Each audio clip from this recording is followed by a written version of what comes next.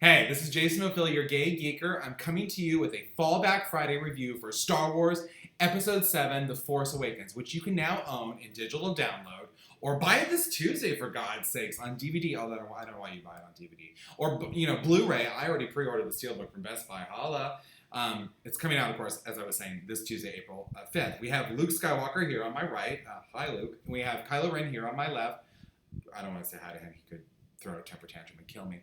And this is going to be a super fast review for, of course, Star Wars The Force Awakens. I don't really think there's a lot we can say about this film. It opened in December, it obliterated box office records, and revitalized a franchise while it wasn't dead, was certainly on life support with a lot of hardcore fans. DCEU, if you want to see how to force correct, and I used force for a reason, a franchise, this is the way to do it. Look, J.J. Abrams has now fixed 3 franchises. He revitalized Mission Impossible 3, which I think is one of the best out of all 5 of them. He brought a lot of fresh blood into Star Trek. I'm not a fan of the sequel, but that's neither here nor there. And he successfully rebuilt Star Wars. Look, we're not going to get into an entire thing about why the prequel trilogy doesn't work. There's things that are great about it. The costume design's amazing. And then there's Jake Lloyd and Hayden Christensen, and it's a bludgeon mess. And I'm not one of those fans that hates them. I mean, I did watch them leading up to Episode 7, and I think it took me 5 days to watch Attack of the Clones because I really couldn't handle the chemistry or the dialogue, and I have to really admit that because I have to get it off my chest. But I don't think they're the worst things ever made when it comes to a film and a franchise. Do y'all remember the sequels to The Matrix? Anyway, what does this film get right? It gets right the relationships. It makes us care about these characters. It's impossible for us not to care about Luke, Han, Leia, Chewie, R2-D2. We're always going to care about those characters. But now we actually really care about new characters, people that we've never heard of before. Finn, Poe, Rey. I even care what happens to Kylo Ren.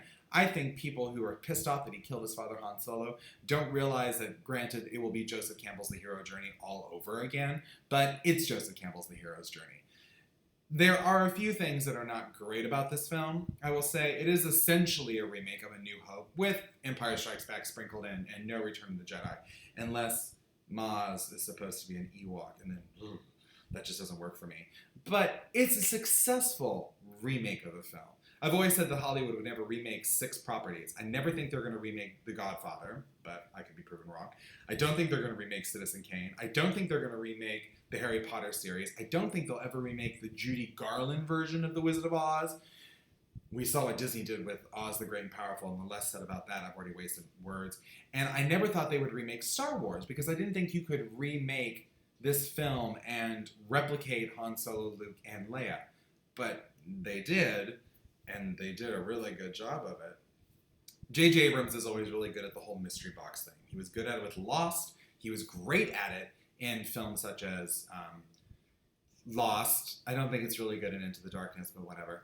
And he's kind of done it again in Star Wars The Force Awakens. I don't think the mystery box is, where's Luke Skywalker? He's right here, just so y'all know. I think the central mystery box question is, who are Rey's parents?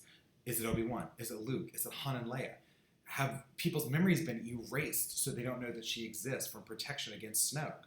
These are questions that make me super excited to see Episode 8, and I cannot wait till next Christmas when this movie drops.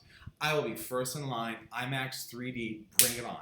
So, at the end of the day, I would say Star Wars The Force Awakens is a solid 8 on a scale of 1 to 10. It has some problems here and there. They don't explain a lot of things, such as Rey knowing how to fly the Millennium Falcon, and how Starkiller Base really works, and it's kind of sad when you read the novelization how they flesh that all out.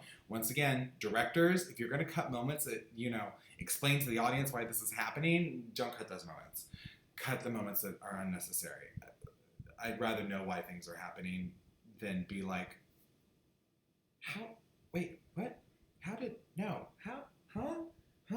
my reaction during most of Batman vs. Superman, which I'm starting to love more and more, but that's a side story. So, yeah, that's pretty much it. This movie rocks, and I personally cannot wait for Episode 7.